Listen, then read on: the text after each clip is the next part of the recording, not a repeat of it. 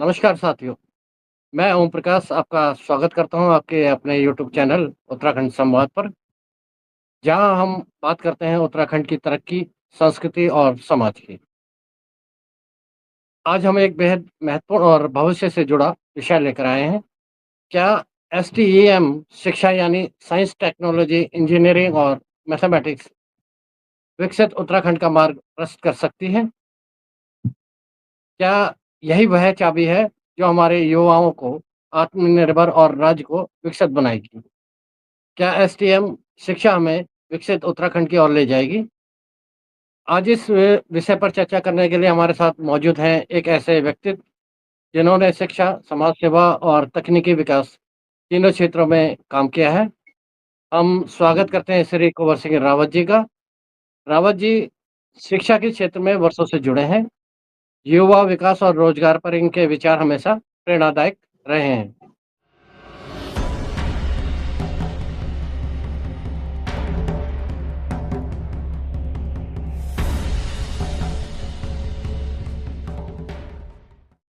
रावत जी, आपका उत्तराखंड संवाद चैनल में बहुत-बहुत स्वागत है। ओम प्रकाश जी, धन्यवाद। आपने जो एक स्पेशल एक सब्जेक्ट जो कि एक नई सोच जो विकसित भारत के अंतर्गत एसटीईएम, इस पे स्पेशली आपने जो फोकस किया है और खास तौर पे उत्तराखंड संवाद पे इस टॉपिक को उठाया है, ये बहुत बड़ी बात है, बहुत अच्छी बात है। इसी माध्यम से आगे हम चर्चा करेंगे और आपने इस चीज के लिए टॉपिक में डिस्कशन के लिए बुलाया, धन्यवाद। साथियों, आज जब पूरी दुनिया डिजिटल इंडिया, एआई रेवोल्यूशन और स्मार्ट डेवलपमेंट की ओर बढ़ रही है, तब उत्तराखंड जैसे राज्य को भी अपने युवाओं को नई दिशा देनी होगी। आज सवाल यह है कि क्या हमारी शिक्षा व्यवस्था युवाओं को 21वीं सदी की ज़रूरतों के अनुरूप तैयार कर रही है? क्या एसटीईएम यानी साइंस, टेक्नोलॉजी, इंजीनियरिंग, मैथमेटिक्स को अपनाकर हम विकसित उत्तराखंड की नींव मजबूत कर सकते हैं? रावत जी, सबसे पहले आपसे यह जानना चाहूँगा, साधारण भाषा में बताएँ कि आखिर एसटीएम शिक्षा क्या होती है और यह पारंपरिक शिक्षा से कैसे अलग है?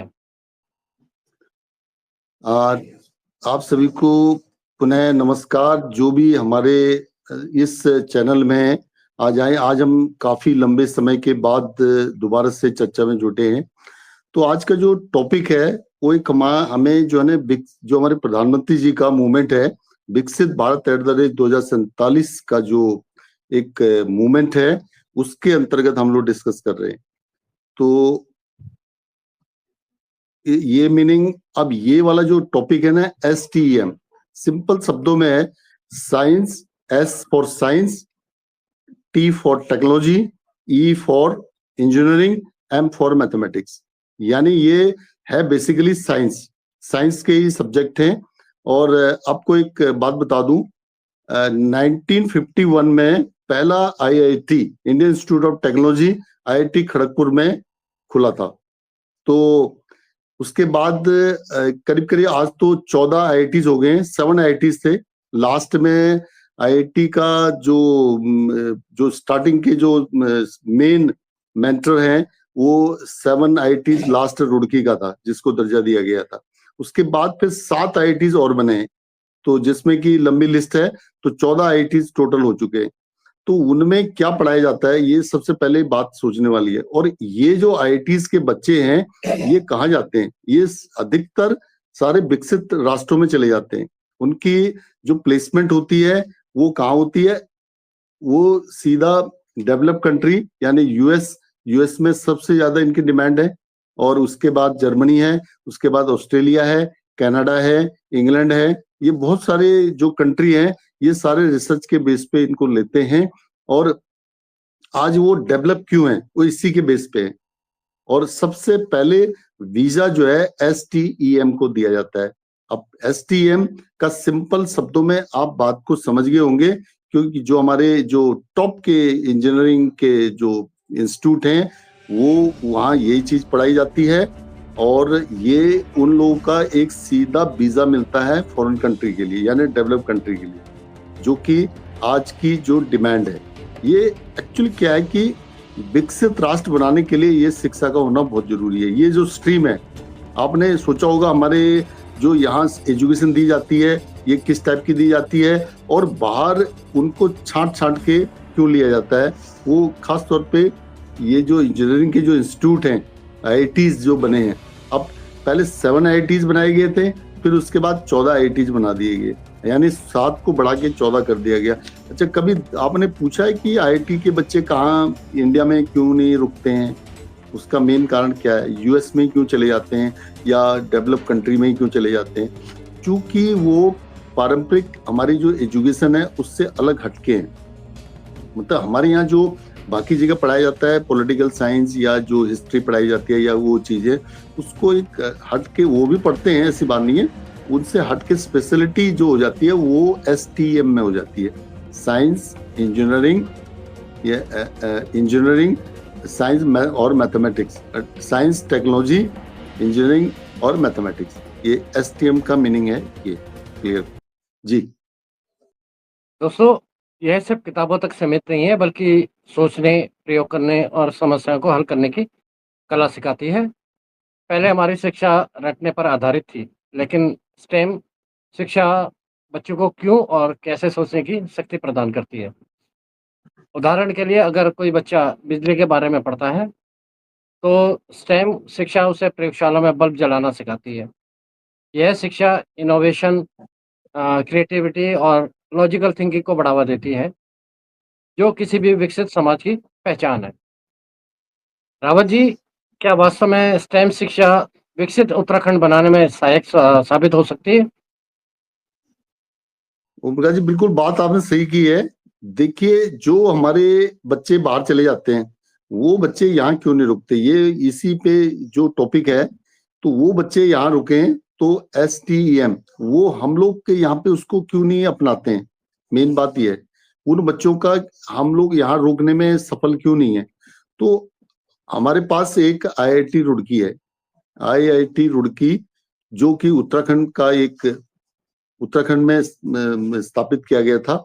तो पहले ये कोई इंजीनियरिंग कॉलेज था, उसको बाद में आईआईटी का दर्जा दिया गया है। ये आप देख लीजिए उसका हिस्ट्री, उसमें आसानी से मिल जाएगा। तो आईआईटी होना एक बहुत बड़ी चीज है। अब क्या है कि उत्तराखंड के लिए ये कैसे विकसित राज्य बनाना, जैसे प्रधानमंत्री जी ने बोला है विकसित राष्ट्र, विकसित भारत को बनाना है, तो 2047 का टारगेट दिया। तो विकसित राज्य, उन्होंने बोला विकसित राज्य बनेंगे, उनका टारगेट है 28 राज्यों को विकसित बनाने के लिए 2043 का टारगेट दिया है। वो बनेगा कैसे, मेन बात। तो हमने आपको पहले भी हमारी वीडियो में आप देखेंगे, हमने इस पे काफी डिस्कशन किया है कि इंजीनियरिंग यानी मैन्युफैक्चरिंग सेक्टर, देखो जो साइंस और मैथ है, ये दोनों रिसर्च को भी बढ़ावा देते हैं और वहां से टेक्नोलॉजी का यूज इंजीनियरिंग में खास तौर पे वो इंजीनियर भी पैदा करते हैं। इंजीनियर और रिसर्चर ये दोनों आपस में जुड़े हुए हैं, और उसका ये जो दोनों जुड़ करके क्या मिलता है, यानी जो 4 सब्जेक्ट हैं, 4 सब्जेक्टों को यदि हम यहाँ पे ढंग से इम्प्लीमेंट करते हैं इस योजना को, तो हम मैन्युफैक्चरिंग सेक्टर की हो जाएंगे। मैन्युफैक्चरिंग सेक्टर हमारा कहाँ जाएगा? उस 3 डिस्ट्रिक्टों में, खास तौर पे जो सिडकुल का जो निर्माण किया गया था, ये 2002 में इसकी शायद रूपरेखा बनी थी, मुझे याद है। मैं जब मिनिस्ट्री ऑफ कॉमर्स इंडस्ट्री के डीपीआईटी में था, वहाँ के एक जो डिप्टी सेक्रेटरी लेवल के एक ऑफिसर थे, वो डेली सिडकुल का दौरा करते थे उस समय। तो एनडी तिवारी जी शायद उस समय चीफ मिनिस्टर थे, क्योंकि वो पहले उद्योग मंत्री भी रहे हैं सेंटर में।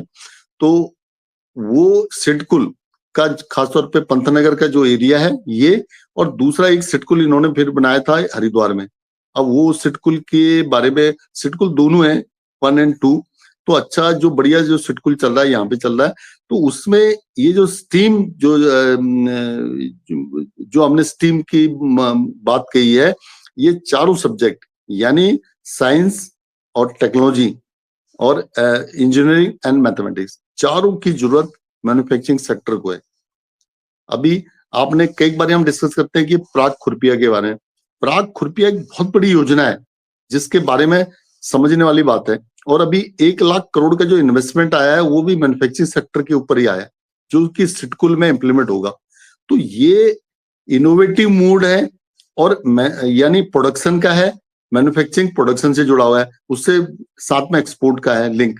तो और जो भी स्टेट, अब स्टेट जो नंबर 1 पे 1 से लेके 5, 10 तक आप देख लीजिए, चाहे उसमें मैं आप गुजरात से पहले शायद अभी महाराष्ट्र भी है, महाराष्ट्र नंबर 1 पे है शायद इस समय, हाँ महाराष्ट्र है, तेलंगाना है, और उसके बाद ये तमिलनाडु है, और कर्नाटका है, और ये गुजरात है। ये जो स्टेट हैं, ये स्टेट इतने तेजी से कैसे बढ़ रहे हैं आगे।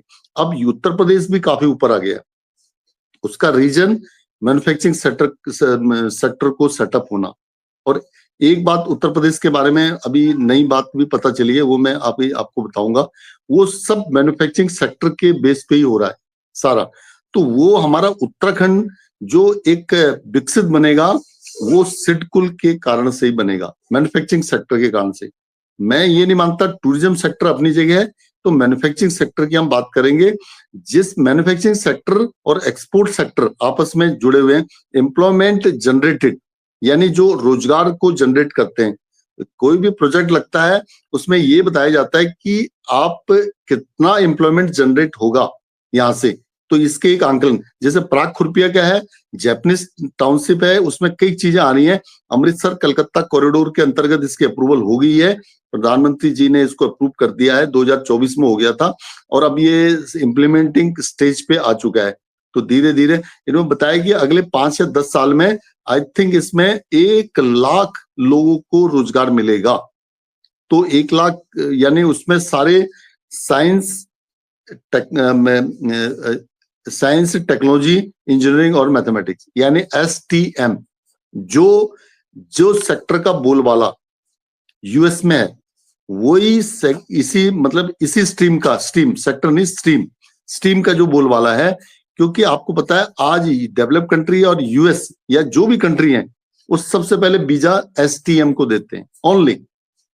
वो ना आपके सीए को देते हैं, ना लॉयर को देते हैं, ऐसे किसी भी उनको नहीं देते। सिर्फ सबसे पहले उनको चाहिए यानी STM वाले, science, technology, engineering and mathematics, ये 4 आप देख लीजिए। इसमें क्या है कि साइंस वाला रिसर्च करता है इनोवेटिव मोड में, और टेक्नोलॉजी वाला वो टेक्नोलॉजी को आगे डेवलप करता है। ठीक है, पहले वो रिसर्च किया टेक्नोलॉजी, और उसके बाद इंजीनियरिंग वाला क्या है, मैन्युफैक्चरिंग सेक्टर है, मैन्युफैक्चरिंग। मैथमेटिक्स क्या है, उसको यानी कैलकुलेशन करना है और साथ में एक्सपोर्ट का करना है। तो ये सारी कैलकुलेशन आती है उसके साथ ही। आपने देखा होगा कि जब टाटा नैनो का प्रोजेक्ट लगा था, उन्होंने कहा था, टाटा ने बोला कि हमें 1 लाख में एक पहली कार निकालनी है। तो उन्होंने बोला कैसे पॉसिबल होगा। तो आपको पता है पुणे में शायद पहला प्रोजेक्ट लगा था, और उसमें क्या है कि सब चीज, ग्लासेस, टायर और जो भी उसके एसेसरीज चीजें थी, सारे इंजन से लेके सब एक ही जगह पे सेटअप किया गया था। वही पंतनगर में भी हुआ है। पंतनगर में शायद असेंबल का था, लेकिन पुणे में उन्होंने सारा रिसर्च करके एक ही जगह बनाया। और पहली जो टाटा नैनो निकली थी उसमें 1 लाख में, और सिर्फ 10,000 का फायदा हुआ था टाटा को, पहली जो खेप निकली थी, बताइए। तो ये दिमाग लड़ा के किया गया, इनोवेटिव मोड में, रिसर्च के मोड में किया गया था। तो वो उत्तराखंड के लिए पंतनगर में उनकी ऑटोमोबाइल की फैक्ट्रीज है, और बहुत सारी चीजें आ रही है। ऑटोमोबाइल के ऊपर ही नहीं है, डेयरी का है, चाहे नेस्ले आ रही है, पराग आ रही है, और क्या नाम है, ऑटोमोबाइल सेक्टर आ रहा है, और भी बहुत सारी फील्ड्स हैं। और एक डेल्टा कोई कंपनी है, वो भी, मतलब ऐसी कंपनियां आ रही हैं कि सिडकुल में, और वो हमारे लिए मैन्युफैक्चरिंग सेक्टर है। मैन्युफैक्चरिंग सेक्टर के बेस पे ही। और दूसरी बात आपको बता देता हूँ, पंतनगर जो एयरपोर्ट है उसका भी एक्सपेंशन इंटरनेशनल एक्सपोर्ट के रूप में हो रहा है, इंटरनेशनल एयरपोर्ट के रूप में। यानी उसको बोल दिया इंटरनेशनल जो मानक है एयरपोर्ट का, जरा सा हम हटके जा रहे हैं, क्योंकि आपको फॉरेन डेलीगेट्स आएंगे, वो सीधा पंतनगर में उतरेंगे। दोस्तों, STM शिक्षा ही वह दिशा है जो उत्तराखंड को विकसित राज्यों की सूची में ला सकती है, क्योंकि जब बच्चे तकनीकी, इंजीनियरिंग और गणित को समझेंगे तब वे समाधानकर्ता बनेंगे। हमारे राज्य के युवा पहाड़ छोड़कर बाहर ना जाएँ, इसके लिए ज़रूरी है कि यहाँ टेक्नोलॉजी आधारित स्टार्टअप, इनोवेशन हब्स और डिजिटल स्किल सेंटर बने। एसटीएम शिक्षा युवाओं को रोज़गार लेने वाला नहीं, बल्कि रोज़गार देने वाला बनाती है। अगर उत्तराखंड अपने हर जिले में एसटीएम लैब, रोबोटिक सेंटर और साइंस क्लब बनाता है, तो आने वाले 5 से 10 सालों में हम विकसित उत्तराखंड की दिशा में तेज़ी से बढ़ सकते हैं। रावत जी, क्या हमारे गाँव और पहाड़ी क्षेत्रों में एसटीएम शिक्षा को लागू करना संभव है? जी हाँ, ये प्रश्न आपका बहुत उचित प्रश्न है और मैं ये कहता हूँ कि जो एसटीएम, जो हमारे इनोवेटिव मोड, रिसर्च मोड और कोई एक नया आविष्कार करना, इसके लिए सबसे बढ़िया जगह उत्तराखंड के पहाड़ी एरिया है। यानी जो हमारे 10 डिस्ट्रिक्ट जो पर्वतीय हैं, 10 डिस्ट्रिक्टों में मैंने आपको कई बार बोला है कि आप पौड़ी डिस्ट्रिक्ट से कोटद्वार को निकाल दीजिए, वो पहाड़ी एरिया नहीं है। और आप रामनगर का नीचे का तराई वाला बेल्ट निकाल दीजिए, जिम कॉर्बेट को छोड़ दीजिए और इधर हल्द्वानी वाले क्षेत्र को डिस्ट्रिक्ट नैनीताल से निकाल दीजिए। मैंने ये बोला ये प्रोजेक्ट के लिए। ऊपर का क्षेत्र इनोवेटिव मोड के लिए सबसे बढ़िया, मतलब आपका ऐसे इंस्टीट्यूट बनाने के लिए और इस तरह के यानी खोज के लिए ये बहुत ही अच्छा है और खासतौर पर लर्निंग मोड। तो आने वाला टाइम क्या है, रोबोट क्या है, मशीन लर्निंग क्या है, सब आर्टिफिशियल इंटेलिजेंस के पार्ट हैं। आर्टिफिशियल इंटेलिजेंस आपको सब कुछ बता देगा। मैंने आपको शायद एक एग्जांपल कई बार दिया होगा, कई बार डिस्कस भी किया होगा, मैं वैसे भी बताता रहता हूँ कि किसी मदर ने बच्चे ने अपनी माँ से पूछा कि ये मैथमेटिक्स का ये क्वेश्चन है, इसको कैसे सॉल्व करना है।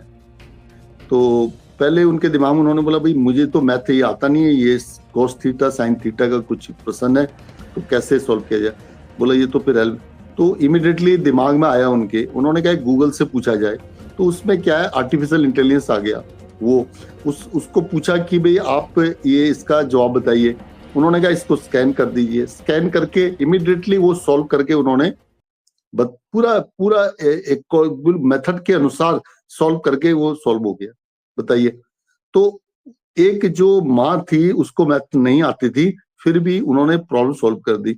तो यहाँ जो पर्वतीय एरिया के लिए सबसे बहुत बढ़िया जगह है, शांत प्रिय जगह है और इसमें इनोवेटिव मोड में यहाँ पे अच्छे आपको इंजीनियर भी मिल सकते हैं, अच्छे वो भी मिल सकते हैं आने वाले टाइम के लिए। लेकिन ये जो एजुकेशन सिस्टम को सुधारना पड़ेगा। जब आप 2 टीचर इनको पढ़ा रहे हैं, इन पे हम कई बार डिस्कस कर चुके हैं कि यहाँ का जो सिस्टम नीचे का नहीं है। मैं कह रहा हूँ आप एआई क्लासेस खोल दीजिए, आपके पास टीचर नहीं है तो आप एआई क्लासेस खोल दीजिए, एआई के रूम बना दीजिए, मशीन लर्निंग वाली टूल्स बना दीजिए। आपके पास नेट की सुविधा अच्छी है, सब जगह नेट। यहाँ देखिए 2 टावर, मुझे लग रहा है दिल्ली में हमारा कंजक्शन होता था, यहाँ पे कोई कंजक्शन नहीं है, बड़ा आराम से। एक जियो का टावर, एक उसका क्या नाम है एयरटेल का टावर, और अभी एक भारत संचार निगम लिमिटेड के उन्होंने सब जगह टावर लगाने के लिए अप्रूवल हो गई है। 4G कनेक्टिविटी चल रही है और जो 4G के साथ अब आप कहेंगे कि जियो और एयरटेल तो 5G में जा रहे हैं, ये 4G का लगा रहे हैं। वो देखिए हार्डवेयर और सॉफ्टवेयर दोनों इंडियन कंपनी के हैं, इसरो के हैं, इसरो उनको असिस्ट कर रहे हैं, बहुत सारी ऐसी कंपनियां हैं। और जबकि यहाँ पे सॉफ्टवेयर भी और हार्डवेयर भी वो जो जियो या इनके हैं, इनके विदेशी कंपनियों के हैं। तो मैं ये आपको इसलिए बता रहा हूँ कि आने वाला टाइम यदि इनमें टावर पूरा अच्छी तरह से और कनेक्टिविटी बहुत अच्छी हो जाएगी, कोई समस्या नहीं है। तो आप यहीं पे आप एआई के ऑफिस खोल लीजिए, आईटी सेक्टर के ऑफिस, यहीं पे सभी को रोजगार मिलेगा। और आज ही मेरी किसी से बात हुई है कि क्या वो उन्होंने बोला है कि यहाँ पे रूम या फ्लैट रेंट में मिल सकते हैं। ये रूरल एरिया की बात बता रहा हूँ मैं आपको, देखिए फ्यूचर की। वो मैंने कहा भाई हाँ शायद मिल सकते हैं, कहता है ये बहुत हमें शांत जगह लग रही है और यहाँ कनेक्टिविटी क्या है। मैंने कहा देखिए टावर 2 टावर लगे हैं वहां पे, तो कहता अच्छा कनेक्टिविटी भी अच्छी है। तो देखिए जो बात कर रहा था वो कोई इंजीनियर था, वो कहता है ये अच्छा अच्छे तरीके से हम वर्क फ्रॉम होम कर सकते हैं, बहुत अच्छे तरीके से। और ये इनोवेटिव मूड यानी नई खोज कैसे हो, और एजुकेशन में एकदम चेंज आएगा, बिल्कुल चेंज। मैं कह रहा हूं आपके मैथ के टीचर को यदि नहीं आता है कोई बात नहीं, वो सिर्फ एक काम कर दे कि भाई एआई का एक हॉल होगा, हॉल मीन्स एक क्लास होगी जिसमें आप 10-15 बच्चे जो बैठना चाहें, 20 बच्चे बैठे, 25, उसके हिसाब से उनके नेट कनेक्टिविटी, उसके साथ एक आगे जो टीवी का स्क्रीन होगा, वो सारी चीजें मॉडर्न एमिनिटीज होंगी, सारी सुविधाएं होंगी उसमें, और वो कहीं से भी। आजकल आपको मैं बता दूं, ये जो कोचिंग सेंटर वाले हैं ये ऐसे कनेक्टिविटी कर रहे हैं आजकल, बहुत सारे कोचिंग सेंटर वाले।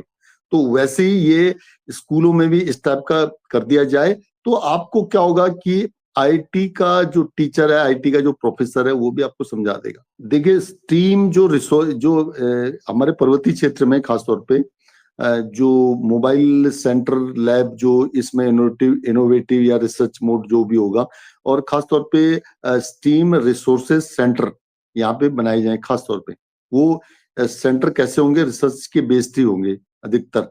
और दूसरे रोबोट, ये कोडिंग से, जो कि कंप्यूटर की जो भाषा है ये कोडिंग है, कोडिंग में भी काफी चेंज आ गया है पहले से। यानी पहले जो चीजें हुआ करती थी वो चीजों में बदलाव काफी तेजी से बढ़ा है।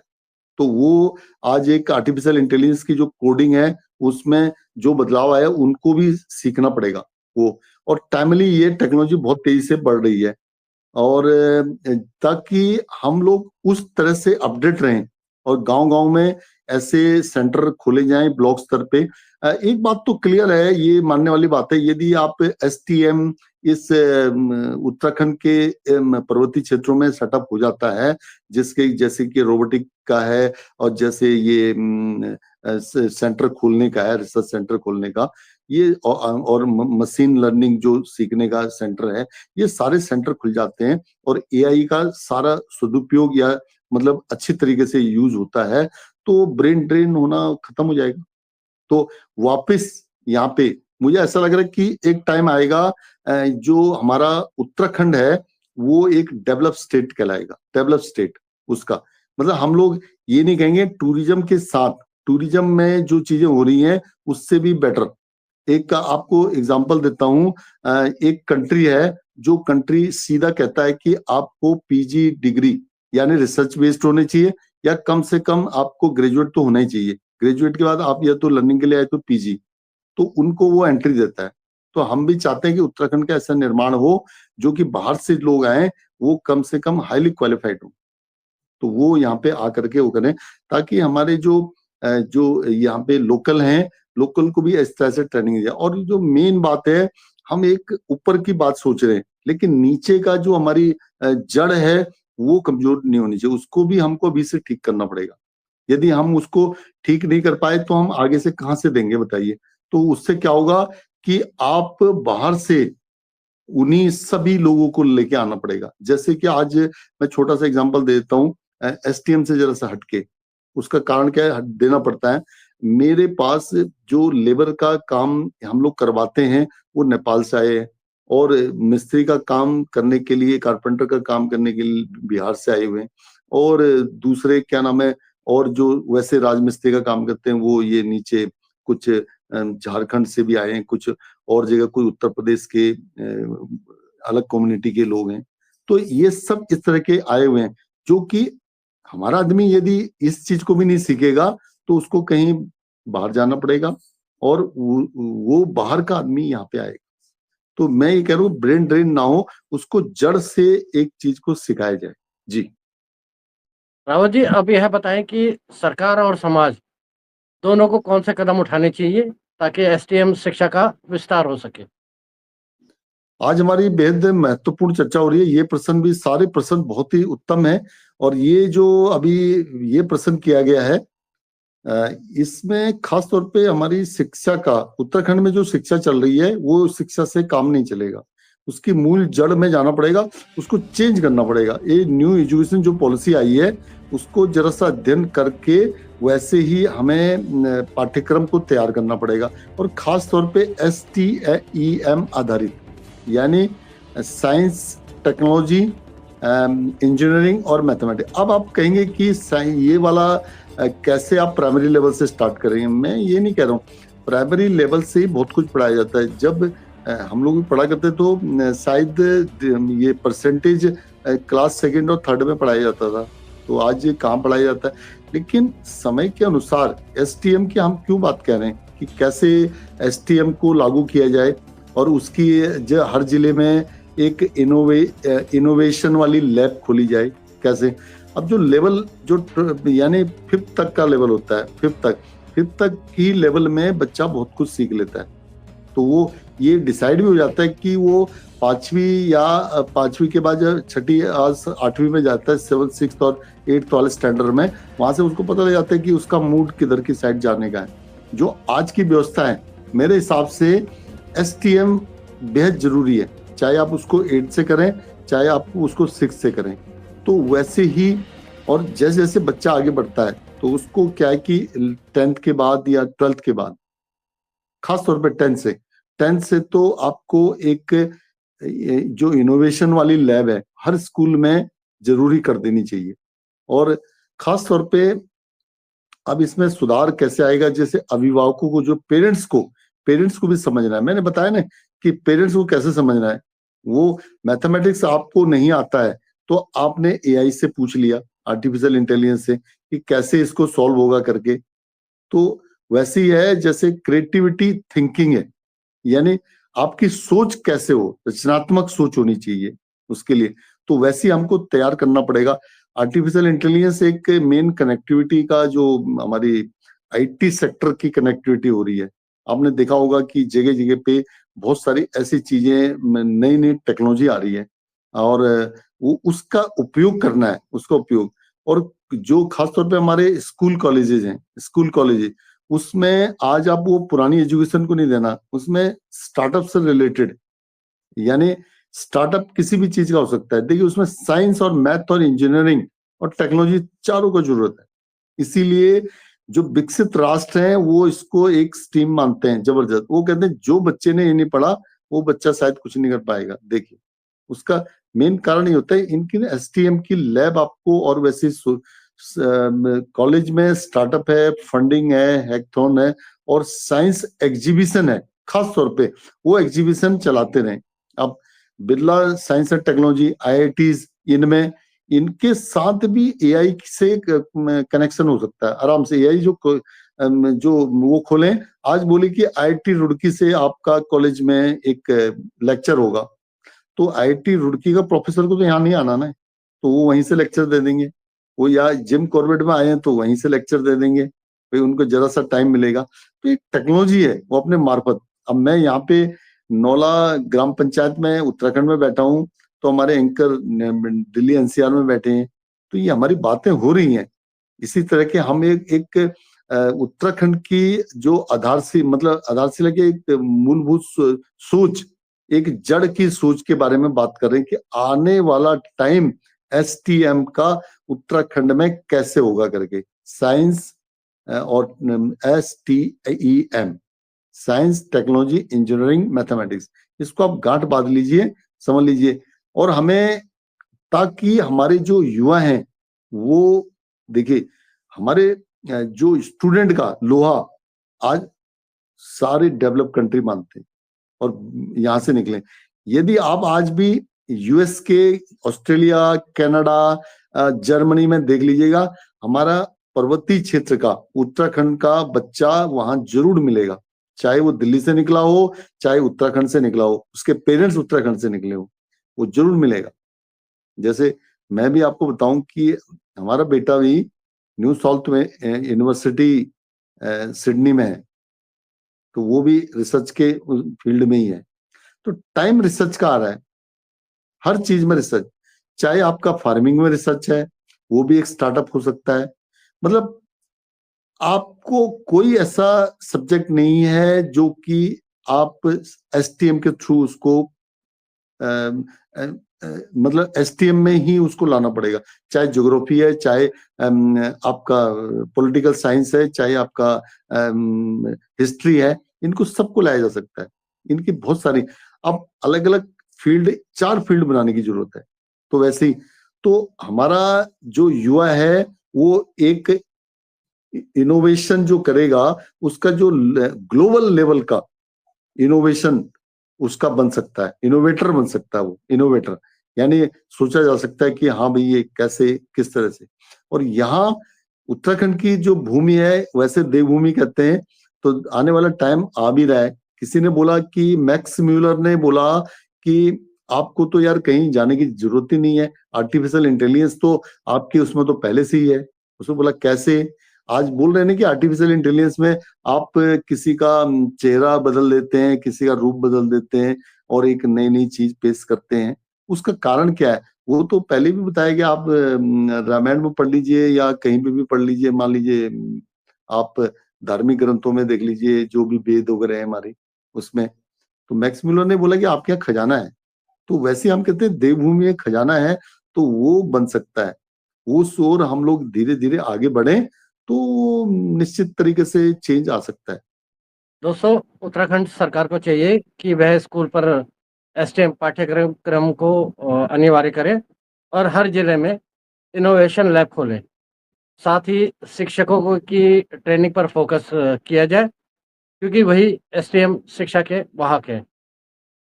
समाज और अभिभावकों को भी यह समझना होगा कि बच्चों को सिर्फ नौकरी के लिए नहीं, बल्कि रचनात्मक सोच के लिए भी तैयार करना जरूरी है। कॉलेजों में स्टार्टअप फंडिंग, हैकाथॉन और साइंस एग्जीबिशन जैसी गतिविधियां नियमित होनी चाहिए। अगर यह सब पर लागू हो जाए तो उत्तराखंड के युवा ग्लोबल लेवल इनोवेटर बन सकते हैं। रावत जी, अंत में जी यह बताएं, आपके विचार में एसटीएम शिक्षा उत्तराखंड को कब तक विकसित उत्तराखंड बना सकती है? देखिए, ये टारगेट आपने बताया है 2043 का टारगेट, तो प्रधानमंत्री जी ने मुख्यमंत्री जी को दे दिया है कि 2043 तक आपको विकसित राज्य बनना है। तब आप यानी अगले 4 इयर्स में फिर विकसित राष्ट्र की घोषणा होगी 2047 में। तो उसके लिए कैसा होगा? ऐसे नहीं होगा कि यहाँ पे बैठे बैठे या बहुत कुछ हो जाएगा करके। इसका विजन बनेगा एक 2030 का। इन्होंने 2025 का बनाया था सशक्त उत्तराखंड @ 2025, लेकिन 2025 तो जा रहा है। मुझे लग रहा है आधा मिनट तो कंप्लीट हो गया।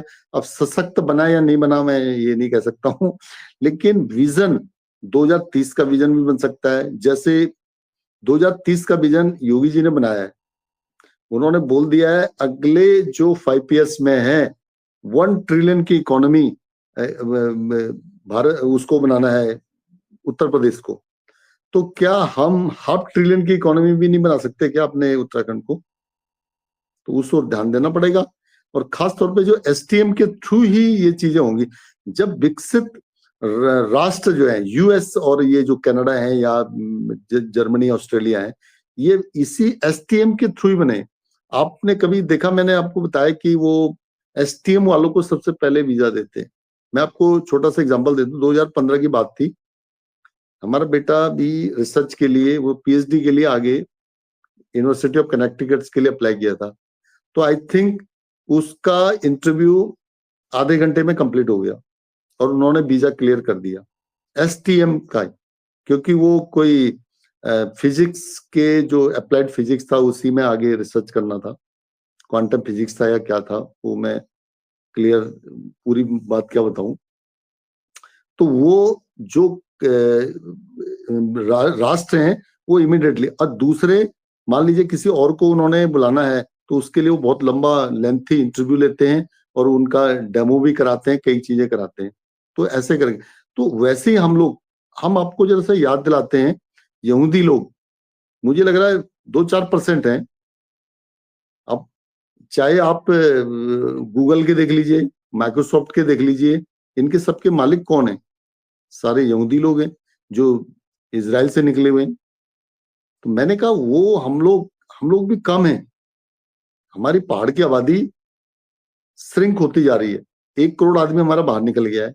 यदि उनमें से कितना आदमी वापस आता है, परसों चर्चा हो रही थी कि हमारा आदमी क्या वापस आएगा। मैंने कहा आ सकता है। मैंने कहा 1 करोड़ नहीं आएगा तो 50 लाख बाहर आ सकता है, 25 लाख ही आ जाए, वो एक वही जो यहूदियों वाला काम कर सकता है। तो हमारे बच्चे ऐसे क्यों निकल सकते हैं बहुत अच्छे से। हमको विजन बनाना पड़ेगा, हमको एक टारगेट लेना पड़ेगा 2030 का। तो ऐसे नहीं चलेगा जैसे ये एजुकेशन इस टाइप से है, तो सब चीज हो सकता है। कि एक विजनरी विजन और आपका जो कमिटमेंट है, यानी आपका दृष्टि उस टाइप की होनी चाहिए और संकल्प भी होना चाहिए, और ये पॉसिबल है एसटीएम के थ्रू। एसटीएम को पहले ही प्राथमिकता दी जाए, फर्स्ट प्रेफरेंस, फर्स्ट प्राथमिकता एसटीएम को दिया जाए। मैं तो कह रहा हूं आप सारे सब्जेक्ट एसटीएम के अंतर्गत ही कर दीजिए ना, साइंस के साथ ही उसको जोड़ दीजिए। साइंस है, टेक्नोलॉजी है और इंजीनियरिंग है, मैथमेटिक्स है, 4 सब्जेक्ट, उनके साथ आप ज्योग्राफी को भी जोड़ सकते हैं, मैथमेटिक्स तो है ही, आप हिस्ट्री को भी जोड़ सकते हैं, इकोनॉमिक्स को भी जोड़ सकते हैं, आप कॉमर्स को भी जोड़ सकते हैं, सभी चीजों को जोड़ सकते हैं। जोड़ करके ये काम किया जा सकता है। एसटीएम बहुत ही अच्छा है आने वाले टाइम के लिए, लेकिन इसका मार्गदर्शन करने वाले आप इसमें आईआईटी रुड़की का मेरे हिसाब से एक सेंटर पर्वतीय क्षेत्र में सेटअप कीजिए आईआईटी का, तो आराम से पॉसिबिलिटी। और जो भी इनोवेशन की खोज है, जैसे अब वाडिया इंस्टीट्यूट को सारे देहरादून में बना दिया गया, उधर बना, मैं देहरादून के एंटी नहीं, लेकिन देहरादून को इतना आपने ऐसा कर दिया है, वहां का वैज्ञानिक क्या सोचता है, जो कभी किसी टाइम में था हिसाब, लेकिन आज आपको उस पर्वतीय क्षेत्र के बारे में सोचना पड़ेगा। खास तौर पे हम 10 डिस्ट्रिक्टों के बारे में कहते हैं, जो AQI लेवल, जो दिल्ली से आदमी बाहर आना चाहता है, इधर आना चाहता है, रिसर्च इंस्टीट्यूट वहां भी है, लेकिन IMD की जो भविष्यवाणी उतनी सटीक नहीं हो पा रही है, वो भी यूएस के सैटेलाइट को देख रहे हो। आपने कभी देखा है कि यूएस के रिसर्चर कहाँ बैठे रहते हैं? वो भी ऐसे, उन्होंने जंगलों के बीच में यूनिवर्सिटियां बना रखी है, वो शहरों के बीच में नहीं होती है ज्यादा। वो रिसर्च वाले इंस्टीट्यूट जो जहां बच्चे रिसर्च करते हैं, वो बिल्कुल दूर दराज में होते हैं। आपको याद होगा यूएस का एक रिसर्च बेस्ड, कहाँ पे, वो इधर गंगोत्री के आसपास कुछ कर रहे थे रिसर्च, तपोवन से ऊपर रिसर्च करते हैं। तो हमारे कितने इंस्टीट्यूट हैं वहां, बताइए?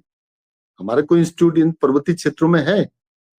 एक आध को छोड़ करके, वो भी जैसे अब इन्होंने कहीं अल्मोड़ा नैनीताल में बना रखा है, वो बिल्कुल शहर में आ गया, उसको हटा करके फिर कहीं और जगह ले जाइए।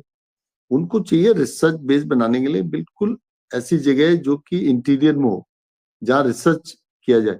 जैसे पहले के टाइम में गुरुकुल बना करते थे। गुरुकुल कैसे होते थे? वो कई शहरों में नहीं होते थे, ना किसी की राजधानी में होते थे, वो होते थे बिल्कुल जंगलों में। ऋषि मुनियों की जो स्थान होता था, वहां पे अच्छे वो बच्चे जो है ना अपने एक हॉस्टल में पढ़ा करते थे। हॉस्टल ही कहला, गुरुकुल क्या होता था? हॉस्टल होता था। लेकिन आपने गुरुकुल कांगड़ी बना दिया, तो वो हरिद्वार में है, चारों तरफ से तो इंडस्ट्रियल वेस्ट हो गया है, क्या करें, चारों तरफ से भीड़ हो गई है।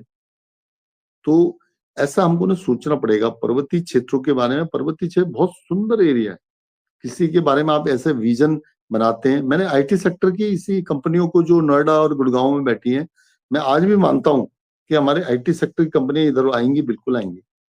हमने जो नमो सिटी जो बनाने की बात की है, वो इनोवेशन का ही एक पॉइंट होगा, सभी कुछ सारी चीजें पास पास। मैं नहीं कह रहा कि आप इतना बड़ा बहुत बड़ा एक सिटी जो क्रिएट करना है, उसमें बहुत सारी फैसिलिटी होनी चाहिए, लेकिन जो रिसर्च सेंटर है स्कूलों में, जैसे ठीक है, आज मैं कई बार सोचता हूँ कि हमारे स्कूल यार ये बिल्कुल सड़क से बड़े दूर खोल दिए गए हैं, और कुछ हॉस्पिटल भी दूर बना दिए गए, लेकिन वहां ये लोग जाते नहीं है, क्योंकि वहां पे रोड भी कनेक्टिविटी नहीं है, कुछ नहीं है। लेकिन वो रिसर्च सेंटर के लिए बहुत बढ़िया है, वो तो गुरुकुल का बेस बन सकता है, लेकिन वहां पे उसको उस तरीके से लेना पड़ेगा ना। तो मुझे लग रहा है कि फ्यूचर बहुत बढ़िया है। एक विजन बनाए 2030 का, जैसे योगी जी ने बनाया कि हमको 1 ट्रिलियन की इकोनॉमी बनाना है। उन्होंने उसके लिए नंबर 1 पे नोएडा को जोड़ा है। नोएडा, ग्रेटर नोएडा, वो है जिसकी जीडीपी जितनी है ना, और उसके बाद आता है दूसरा नंबर लखनऊ का, वो उसकी आधी की आधी है। मान लीजिए 100% उसकी है ये नोएडा की जीडीपी, तो उसकी 25% है लखनऊ की दूसरे नंबर पे। तो बड़ी रैंकिंग की बात है। तो हम भी ये चाहते हैं कि ये जो जीडीपी आएगी, जैसे मान लीजिए यहां रिसर्च होगा, तो वहां पे इम्प्लीमेंट कहाँ होगा? पंतनगर, सिडकुल में।